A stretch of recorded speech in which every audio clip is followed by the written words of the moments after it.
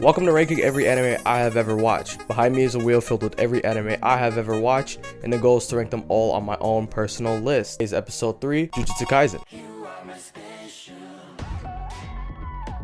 Before we get started, I have something I want to say to those that haven't seen the show or are trying to avoid spoilers and stuff. Come here.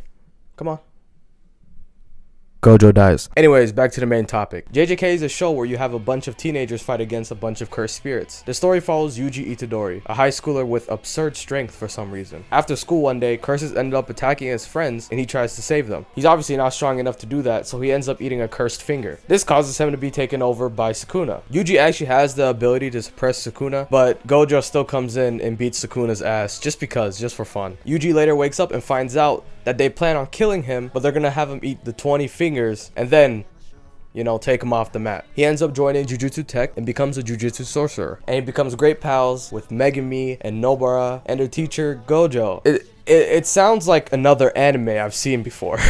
Anyways, this series had the whole anime community in a chokehold. Every time a new manga chapter would come out, the whole internet would flock, especially on Twitter, and they would freak out about it because some shit was always going on. I, for one, ended up following the leaks when they got released every Wednesday, but I'm gonna be honest with y'all, I only started following after Gojo died, so I don't know what the fuck happened before the Calling Games and after the Shibuya arc, but I think I'm fine. I don't think that arc is too important. Aside from that, the fight scenes are so fucking cool. Like when Sukuna fought against Maharaga, it was like 10 plus minutes of just insane choreography and animation. Fuck. The whole Shibuya arc was like fucking crazy. The characters and their powers are also very cool. We have like someone like Yuta who just has a cursed spirit that he fights along with, and a katana. That's also pretty cool. And how could we forget Gojo, the strongest sorcerer to ever live? I really like the way they approached the whole strongest character kind of trope. They didn't make him some like OP guy that was also like a dickhead and was just not fun to be around. He's just like any other guy who just doesn't give a fuck about anything. Now I have two things with this series that I have gripes with. Number one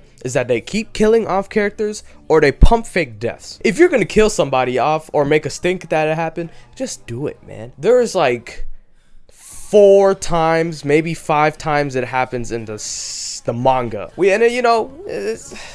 It gets a little played out. Number 2 is the ending was low-key a little lackluster. I'm not gonna say too much about it though because I don't care enough. The whole series was good. The journey the show takes us on is very enjoyable. There isn't really even like a dull moment in any of like the arcs. So yeah, I think that Jujutsu Kaisen deserves to go in the A tier right next to Dandadan. Anyways, follow me.